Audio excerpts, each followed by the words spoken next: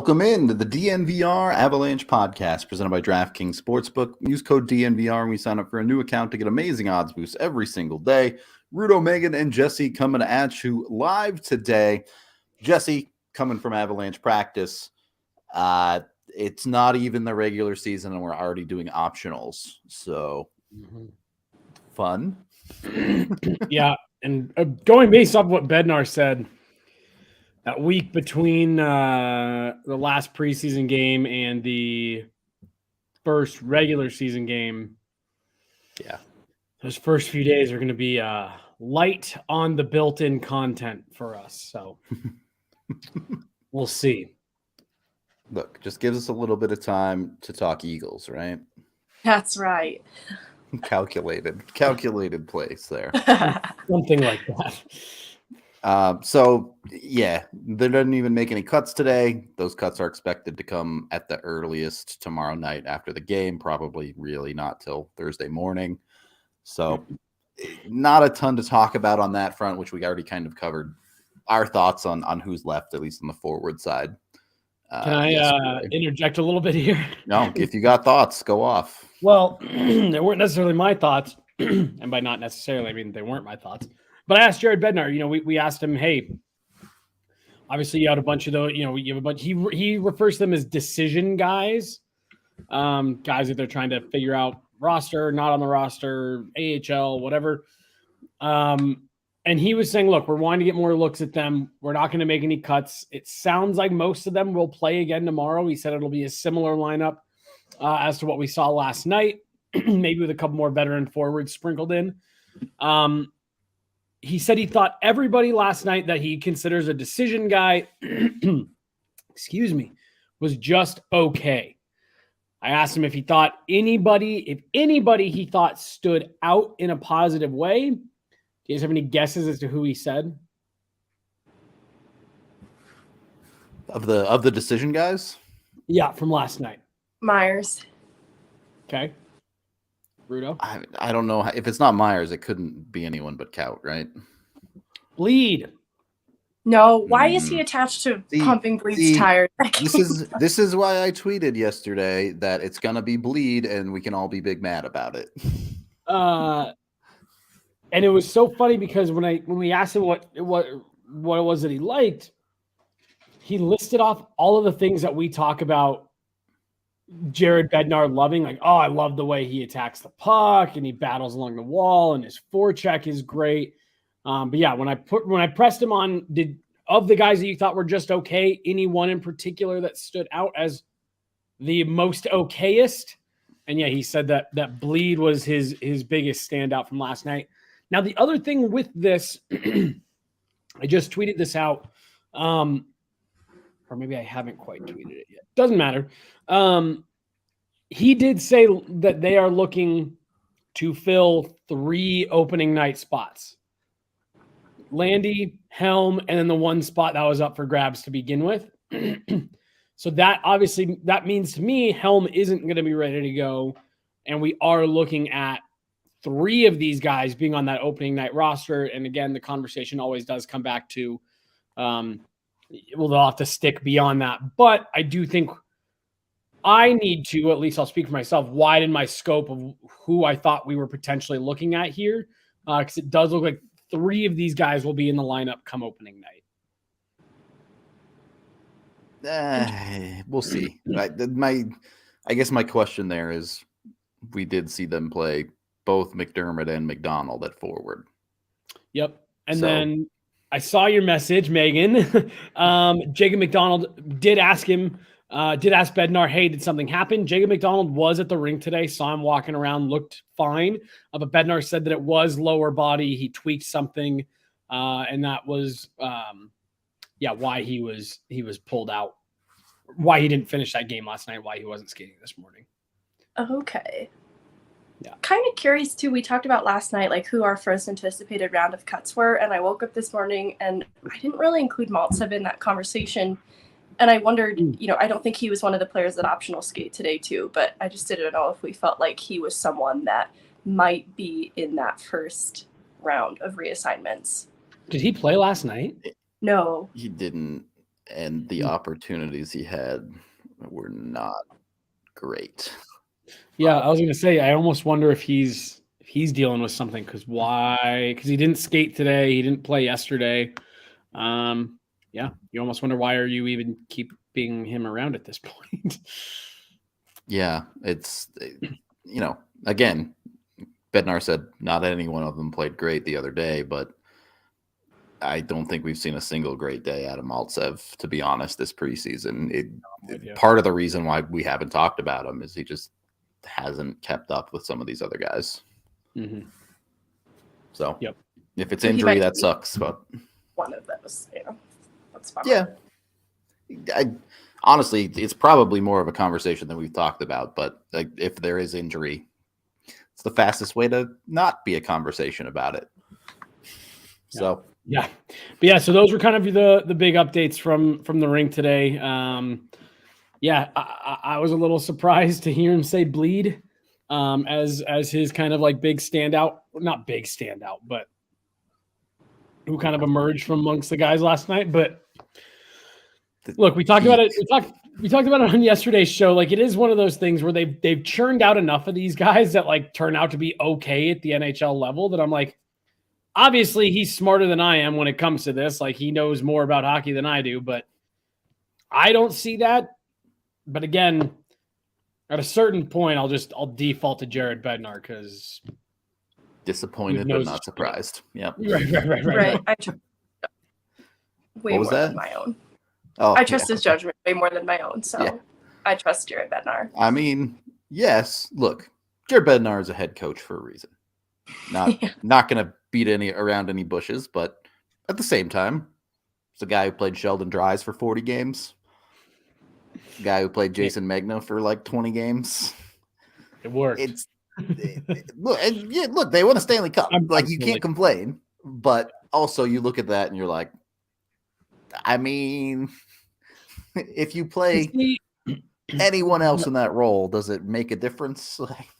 Where I always come back to when we have this conversation, especially about like Jason Megna and stuff, to me, that is always more of an indictment on the prospect than it is on the coaching staff. Because I always come back to, when we talk about, why would you call up Jason Megna instead of Martin Kaut? It's like, let's ask Martin Kaut that question. Why did Jason Megna get a call up over you? What aren't you doing?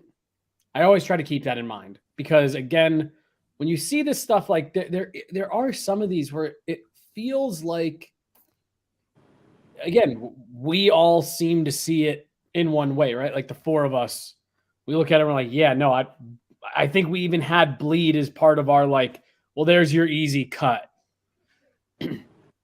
So you almost do have to step back at a certain point and be like, okay, well, what? Either what is it that they're looking for that we don't understand, or what is it they are all seeing that none of us are seeing? And Veteraniness. Veteraniness.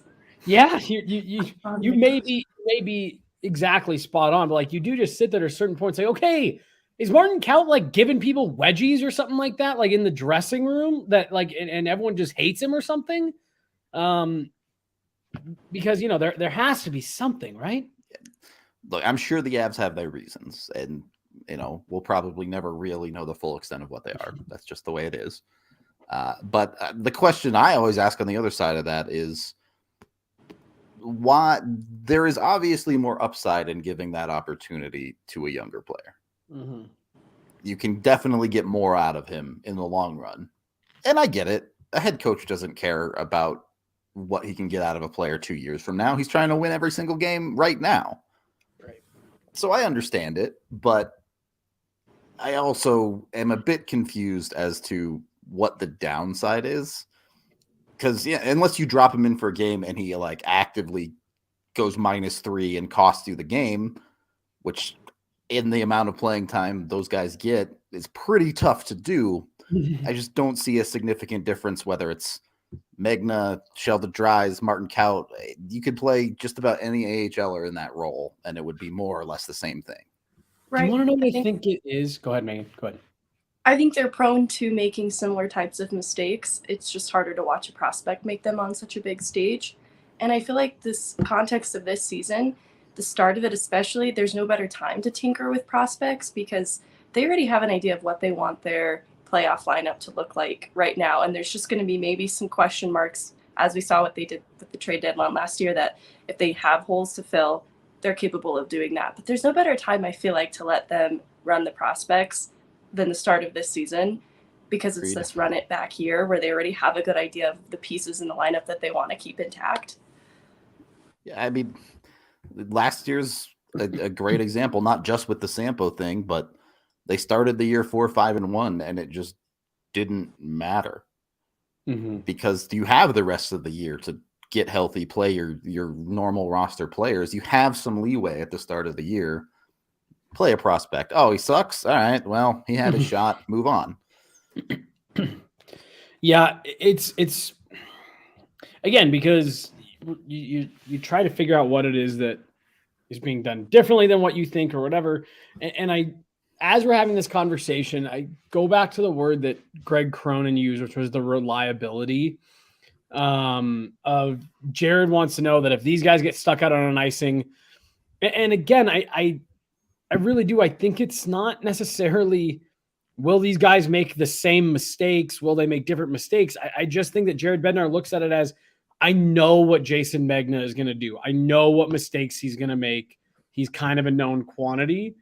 Again, I'm not necessarily saying that that's a good or bad thing, but that was something that kind of stuck with me when Cronin told us that we're looking for the reliability. And so I do just sit there and like, all jokes aside about veteraniness, is it really just Bednar going, I know when Jason Megna is going to mess up. I know where his shortcomings are, so I can account for that. I don't know where they are with Martin Cowden. If he gets caught out on an icing, I don't know how to account for that. Again, I'm just spitballing here. I'm not. I actually think you're spot on. But I get that every NHL head coach is more or less in that line of thinking, right? They're looking for consistency to a certain level. But at a certain point, wouldn't you take the unknown over consistently bad? And I'm not saying Jason Megna is consistently bad. He was fine for 20 games, but again, it's like, do you want the known quantity that you know is, or do you want like maybe better than that? Right. Again, like I sit here and I'm like, well, this is what I do, but obviously that's not. Yeah, it's just so interesting because as much as we try to sit here and rationalize it, the only person that really knows is Bednar. Yep. Yeah, it's odd when they do stuff that goes against what all four of us think, because we have a relatively like diverse way that we think about hockey. You know what I mean? Like we all look at it a little bit different. And it's just so interesting when the team does something that it's like, none of us had that on our bingo card. That is just, it's just really interesting. Yeah. It's always interesting to look at how NHL teams answer those questions. And I don't want to pat ourselves on the back, but we've all been around the sport for a very long time. We're not NHL head coaches, but it's not like we don't know what we're talking about. Right. Oh, right. I'd like to think that I have some decent level of hockey knowledge. And when I watch guys, I'm watering this down as much as possible. I'd like to think I have a relatively good grasp over who's good, who's not as good, whatever. But every now and then he said bleed this morning. And I was like, wow, really? Okay. This is the first time he has name dropped bleed, and said something positive. But before, it's been on the trail end of other people he said ahead of bleed that bleed has felt like an afterthought. So I kind of thought he was doing it to be courteous, but now I'm beginning to think he just really likes bleed. Yeah, no, he said, I thought everybody was just okay. So then I followed up. I was like, okay, well, they were all just okay. Was there any one of them that stood out above the rest? And he said, I thought bleed was good. And then went into what I said earlier. It doesn't need to be repeated. Okay. But yeah, so singled him out specifically when I asked about the group of Bowers, Hudon, Bleed specifically singled him out. First guy on the list alphabetically, so they're all the same. I don't know. Yeah. Anyway, on that note, we are brought to you by Athletic Greens. If you're looking to take your immune system from just okay to good, might be the way to go. Go to athleticgreens.com/avalanche today to order. It's just one scoop of Athletic Greens into the water. Don't pour the water into the Athletic Greens. That would be bad. Every morning. It's great for your health. It's great for your immune system. A lot of athletes use it as part of their daily routine and their workouts. So it's just all around awesome. It's got 75 different vitamins and minerals in it. It's got a bunch of probiotics and all sorts of other stuff too. When you order today at that athleticgreens.com/avalanche website, you can also get a free year's supply of vitamin D with your order. So take control of your health and get yourself some Athletic Greens today. And then head on over to DraftKings Sportsbook. You can use code DNVR when you sign up over there to get amazing odds boosts every single day. But look, at this point, the football season is in full swing. I think you know who's good, you know who's not good in that league. So you can start making some money on football if you haven't been already, which, to be fair, with some of their deals, you should be making money off of football with things like the team gets up by a 1 point and your bet hits. Seems pretty good. But if you're a new account with the DNVR code, you can bet just $5 on any NFL team to win their next game, and you get $200 in free bets if they do. So go check it out today. Once you get the $200 in free bets, you can go bet it on the Avs to repeat. You can go bet it on the Nuggets to repeat, or, well, not repeat, I guess win. Repeat to make the playoffs. Is that a thing? Is that a phrase? I don't know. Doesn't matter. Go over to DraftKings. Sure. Download their app today. Must be 21 or older. Colorado only. Other terms, restrictions, and conditions apply. To DraftKings.com/sportsbook for details. Of course, if you have a gambling problem, call 1-800-522-4700. Second period. The DNVR Avalanche podcast presented by DraftKings Sportsbook. Matt Barzal signs a 8-year, slightly over $9 million deal with the New York Islanders, the full extension, as it were.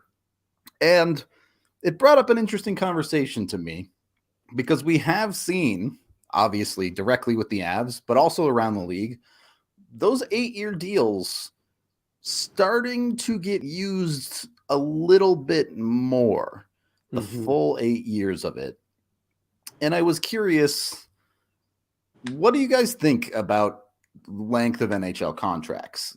Obviously, 15 years ago, people were signing insane 15-year deals. So I safe to say it's better than that.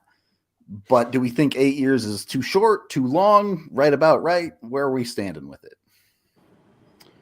Megan, I'll let you start. I think, it depends on the context a little bit. I think it can genuinely benefit both parties, player and organization, if the player signs the contract 25 or younger, kind of right in this Matt Barzal range. And I think it benefits the organization quite a bit there just because of what years of hockey they're going to be getting out of that player later into the contract. And if an older player is able to sign that kind of deal, it benefits the player too, just because they're locked into getting a good amount of money later into their career as well.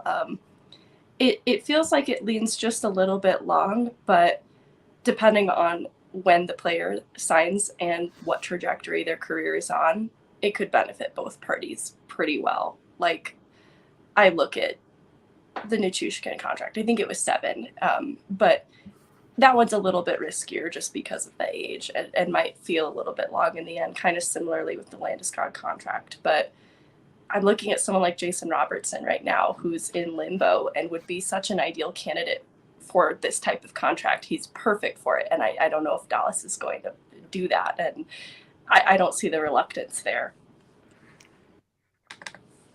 Yeah. We were actually just having this conversation in the media room about length of deal and how are you going to start seeing more players want to, bet on themselves shorter term, and what does the 8-year deal mean? Because we've seen it work both ways, where a guy signs a long-term deal and either doesn't live up to it, or like what we saw happen with Nathan MacKinnon, way exceed the value of the deal honestly, I think the 8-year thing, I think it's in a good spot right now. Just because, like Megan said, I think there is a timeline where we're seeing a lot of teams and players line it up well so that it makes sense for the player, it makes sense for the team. And one of the ones that we were actually, sorry, as I'm trying to fight off a sneeze, one of the players that we were talking about in the media room, damn. It's just sitting right on the edge of your nose. There it is. There it is. Woo! I was Bless like, you. I'm just gonna have to do this like 2 words at a time until it either passes or I get sneezed out. Was Jack Hughes, right? Yeah. He signs the 8x8. Not probably. It was absolutely a more wealthy deal than he had earned at that point in his career.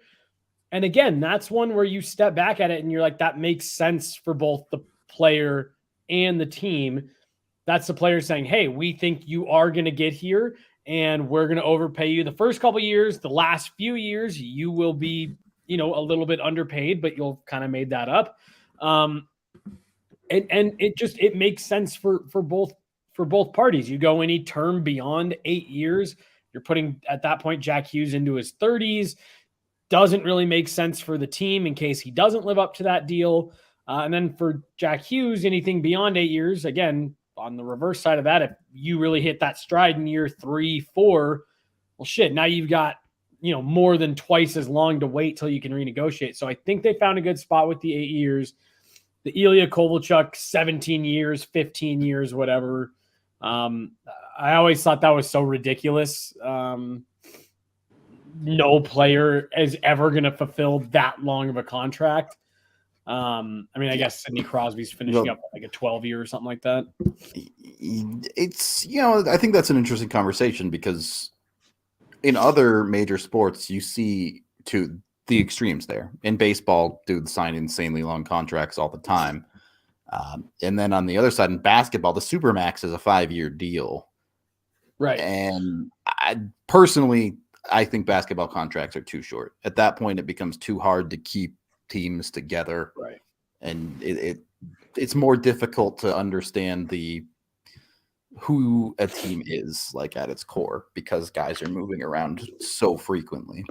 Yeah. Well, and then the other thing that I'm so glad the NHL doesn't do, and Rudo, you can tell me, I'm not sure what the MLB does for this. I'm just so glad they don't do the renegotiating player option. I was going to bring up options because I was curious on if you guys wanted them or not in the NHL. No, because they again, to me, it makes me laugh because like Russell Wilson, right? Yep. Has 2 years left on the current deal, and the deal that they just gave him was like 5 additional years, but they have the option to back out after the term length of the original deal and only a portion of the new money. It's like, huh? What? Just when does the deal start? When does it end? I like the renegotiating and the player options and all that stuff. To your point, Rudy, like it makes it so hard. Like LeBron James has signed 20-year contracts, but is also a free agent every summer somehow. Like, every time that dude signs, we're like, wow, yeah, 80-year deal with the Lakers. And then 2 months later, like, will LeBron James hit free agency? It's like, why even sign the deal at that point? Why sign the contract if you can just opt out at any moment on either side?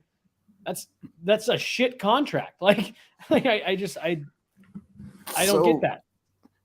You have to adhere to this unless you don't want to. It's like, generally, I agree. I do like that the NHL contracts are very straightforward. There's not a whole lot of complexity to them. But I do think options, at least on the player side, do give players a little bit more agency with things. You will run into less things like the Jerome McGinley trade at the end of his career. Guys winding down their careers will just say, I'm not going to take my option to play another year for this team. I'll go somewhere else. But and the other interesting conversation here is the salary cap. the NHL is the only league with a real salary cap. I know the NFL has one, but none of their contracts are guaranteed, so they can just cut people and it's fine. The MLB sort of has one, but really it doesn't. It's just luxury tax, and same with the NBA. So that is kind of the cap on NHL teams getting held together. Do we think the cap is a good thing? Let's start there. Is the cap good for the NHL?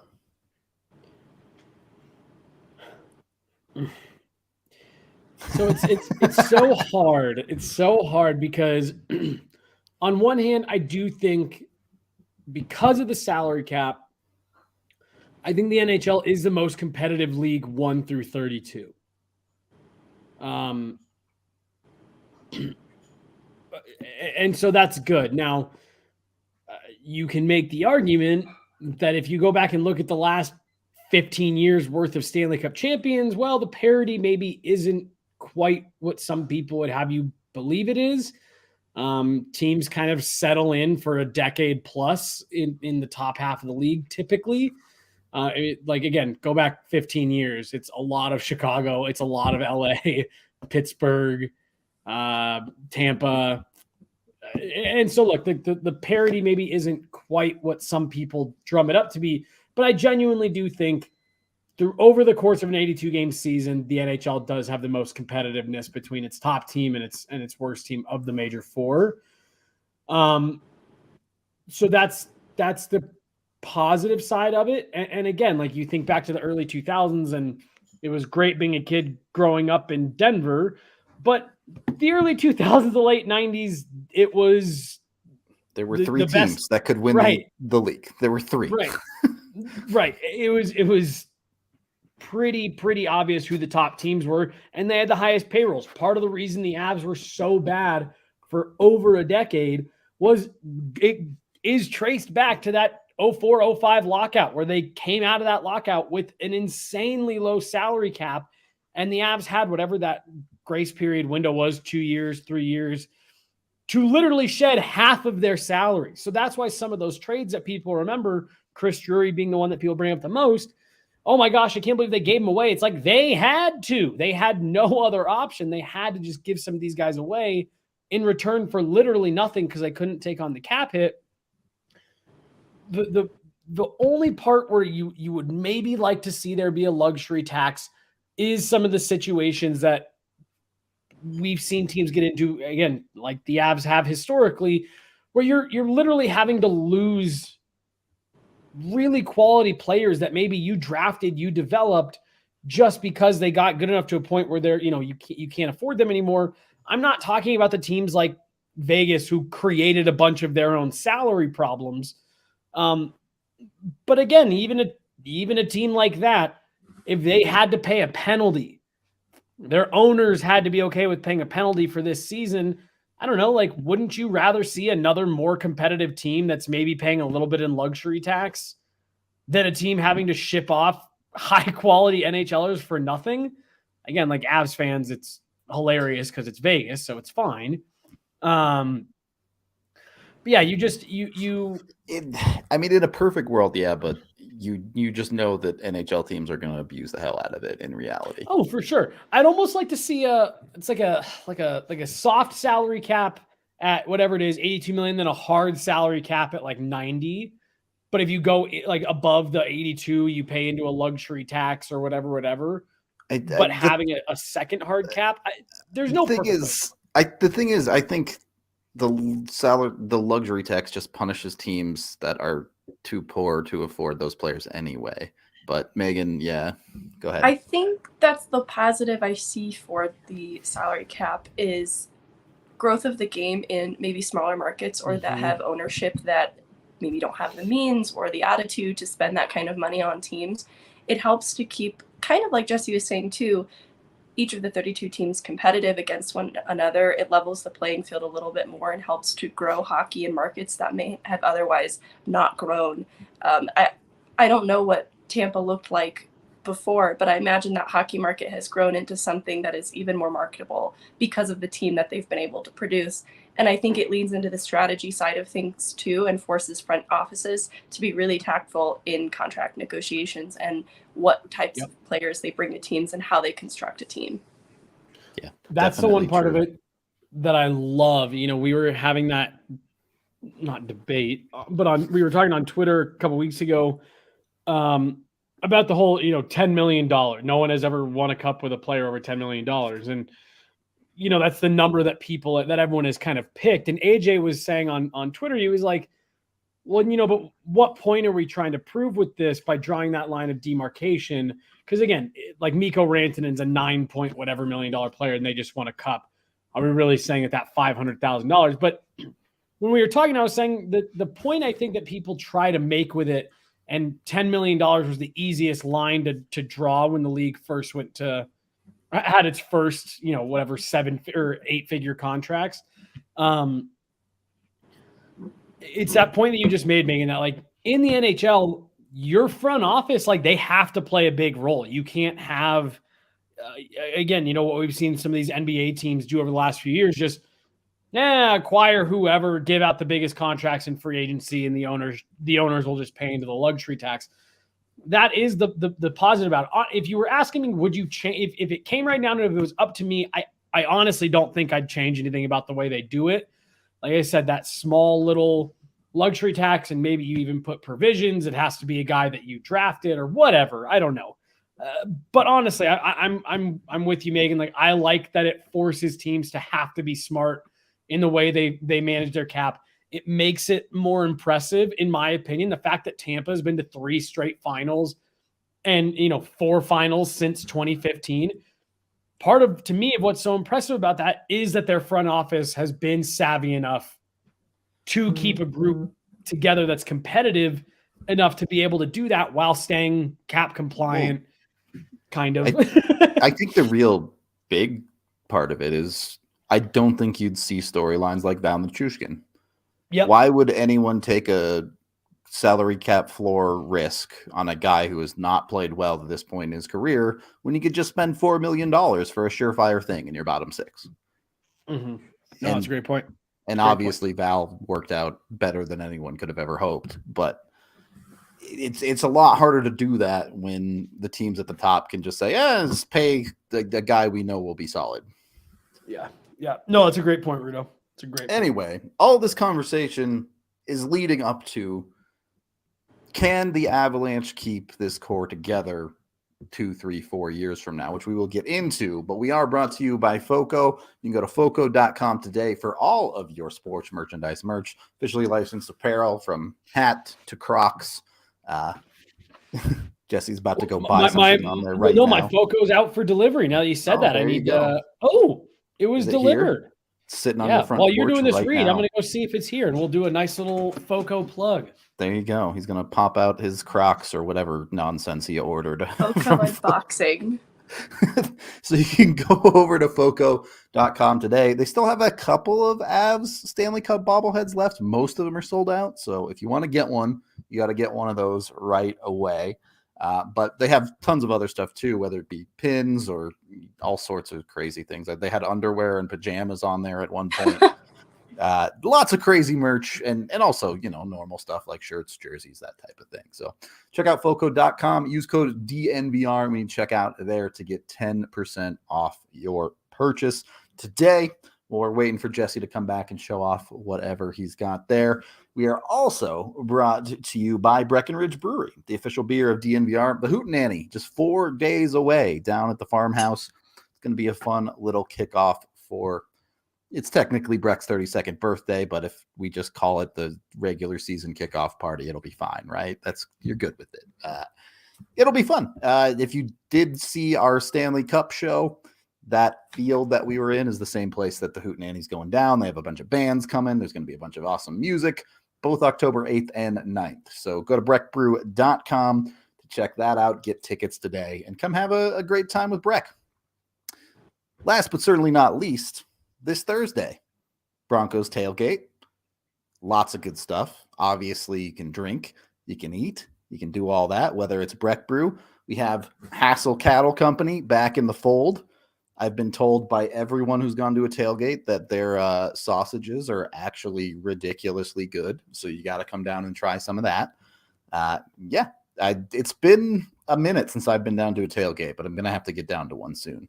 Oh boy, he's back. I've never been to one. Never. Oh, you got to go to one at least. I have no frame of reference. I have mixed feelings about football.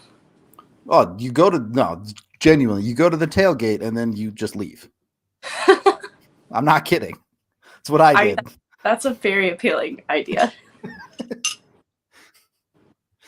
Jesse is opening the box. I would like to say, good box safety. You actually cut away from yourself. Nobody does that. Nobody does I got really good at opening packages during COVID. How much stuff did you buy?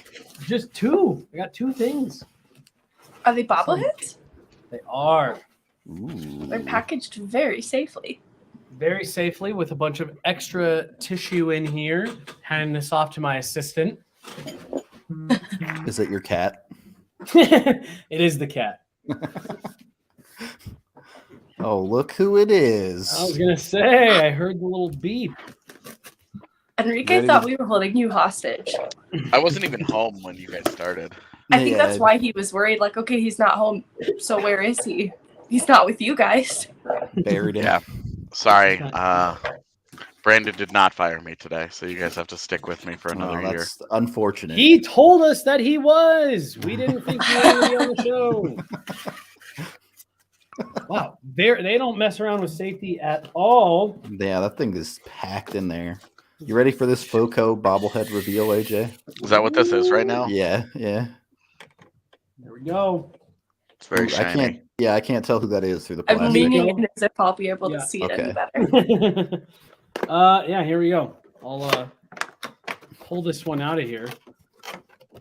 Was there even more? Impromptu unboxing. Yeah. Taking bobbleheads out of the box scares me so much. Oh, I believe it. We have so many broken bobbleheads in the office. I understand why. Yeah, it's a lot of broken bobbleheads.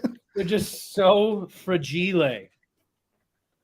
And he's got a little styrofoam neck thing to keep his head from bobbling too much in the box. But there we go. Is it Buck? No, it's Mikko. It's Mikko? Yeah. Oh. Doesn't look There like we go. You don't think so? No. It looks He's decently a little like too him. brunette. I did a little. Yeah, I was gonna say. I think that looks like him. So there's Mikko.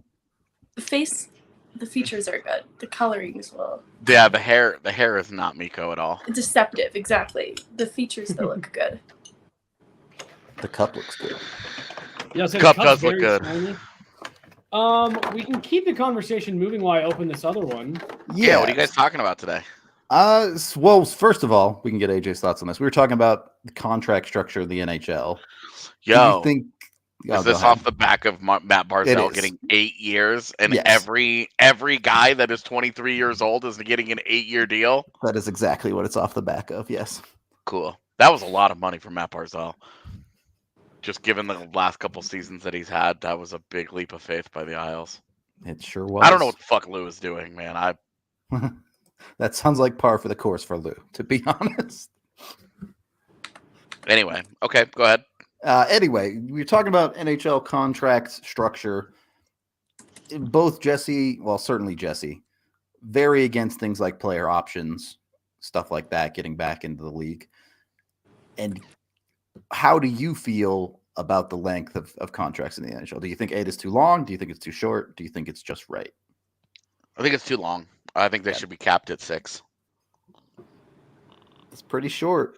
I think that, the NBA is capped at like what, 4? And we talked about how bad we think that is. Yeah, that's too short.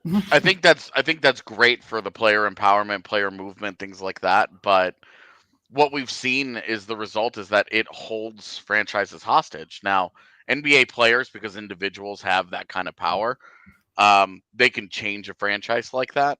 But NHL players can't in that way. Like as we've seen, Connor McDavid and Leon Draisaitl in Edmonton have not been close to enough Yep. And if you get 2 tip-top superstars in the NBA, you're a championship contender. Like, just no bones about it. But I do think that probably a little too long at 8. I love it for the players, but because that's great security for them. But I don't love it. I just think that very few of those contracts end well, and to me that just says they're just too long. So I would probably cap it at 6 personally. Okay. And then the conversation we're about to get into, realistically, how effectively can the Avs hold this championship core together over the next 5 years? Now, obviously, they have some key pieces locked up, McKinnon, Makar, Landeskog, but this conversation really specifically becomes about Devon Toews and Mikko Rantanen over the next 4 years. I think they probably have to choose between those them. 2. Yeah. Okay. I don't think trading Sam Girard is enough, but not knowing what Newhook and Byram are going to make, it makes Toews certainly very difficult.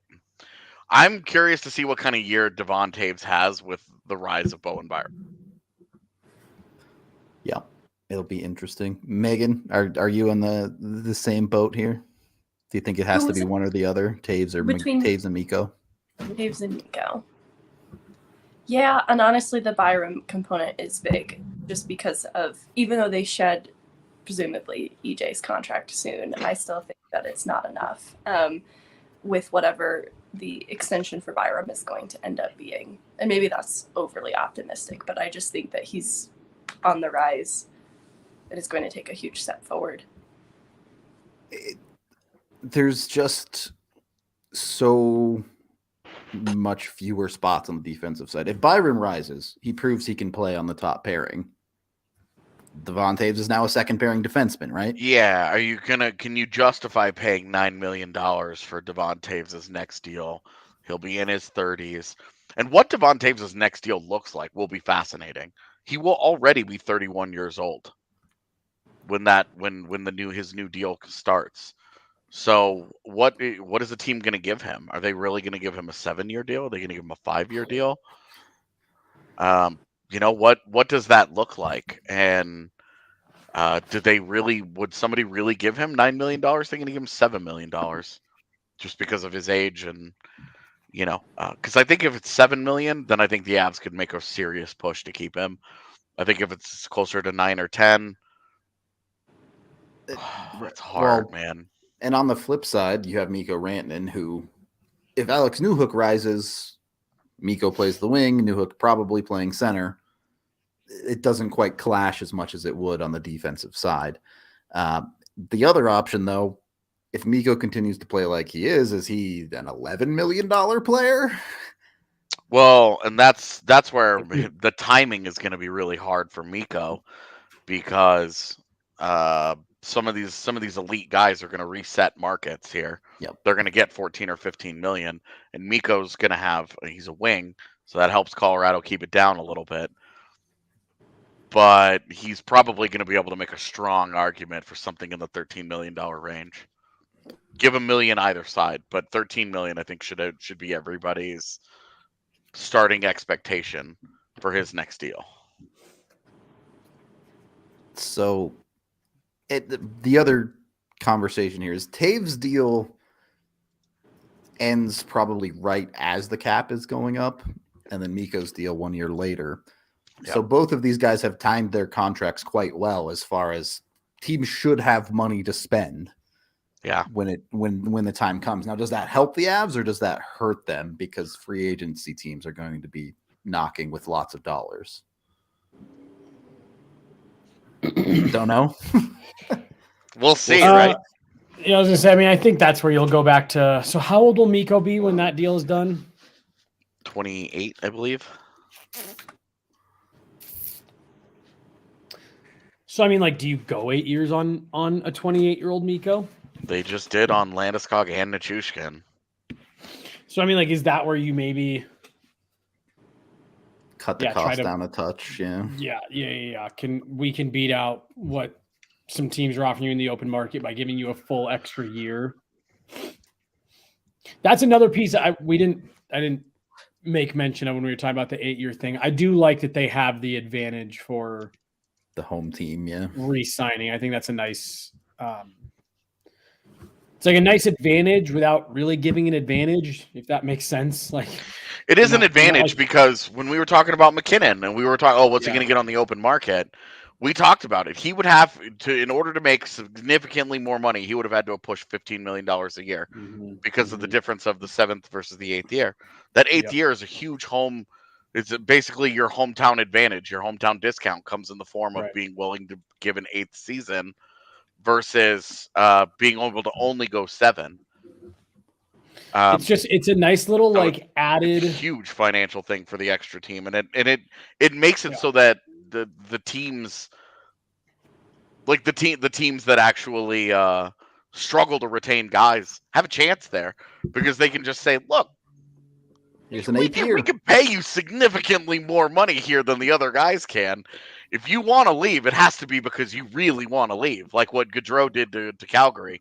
He ended up taking quite a bit less money to end up in Columbus. Wasn't even where he wanted to go. Right.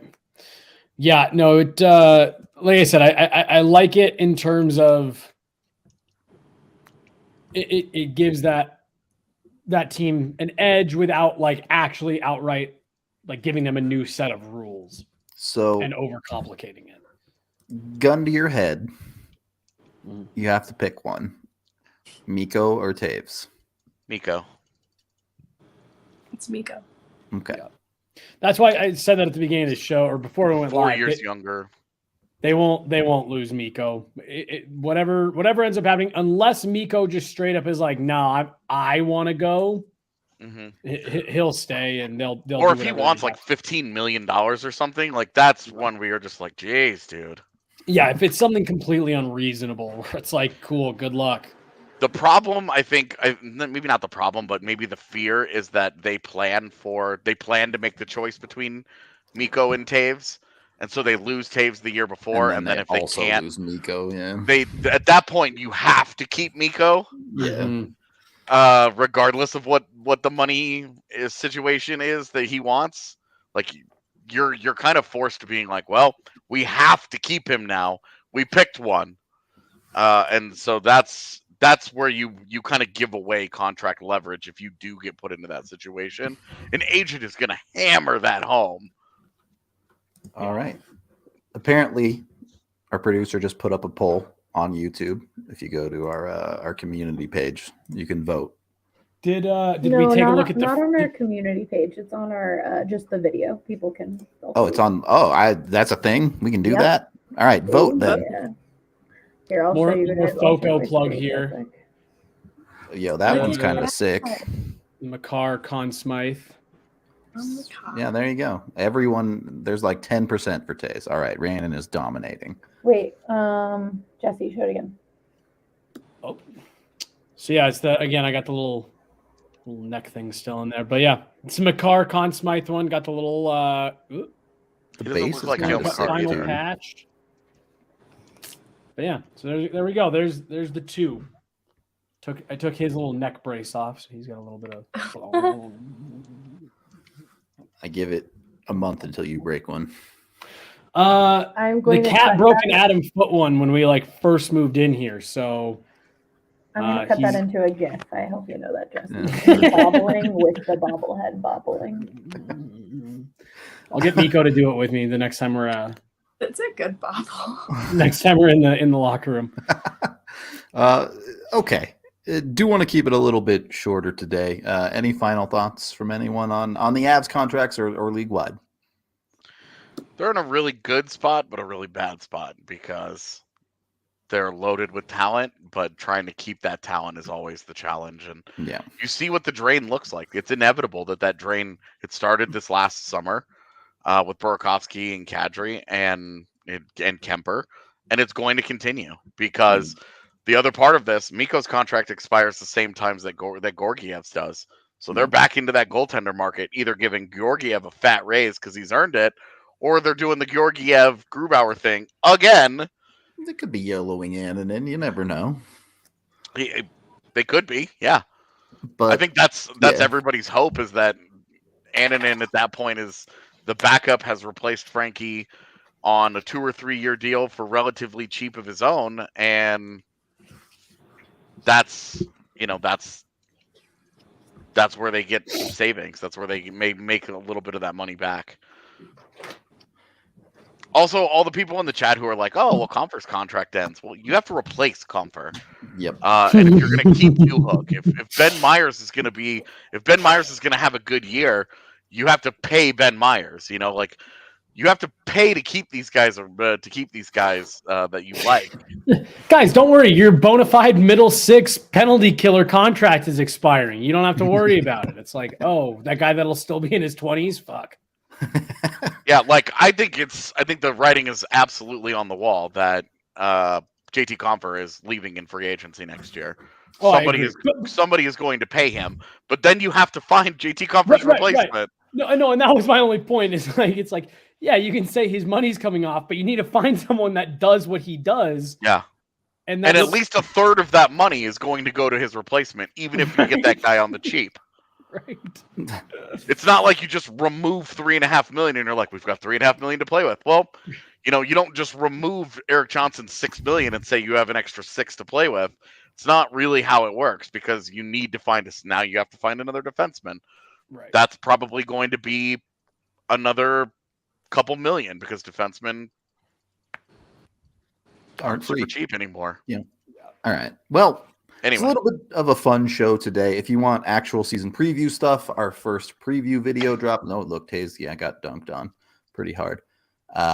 We previewed the Metropolitan Division today. We have previews coming out every single day for the rest of the time until the season actually starts. So if you want more hard-hitting conversation about the league, go check out the video on the Metro that dropped today. Highly recommend. Also, be sure to like and subscribe here on YouTube. The subscriptions, especially. Hey, look at there it is. There's the video. Well, there's an ad before the video. Yeah, I was gonna say, oh, look, there's an ad. Get an ad blocker, you maniac. I know. What people go deal? On the internet? Did you guys see that?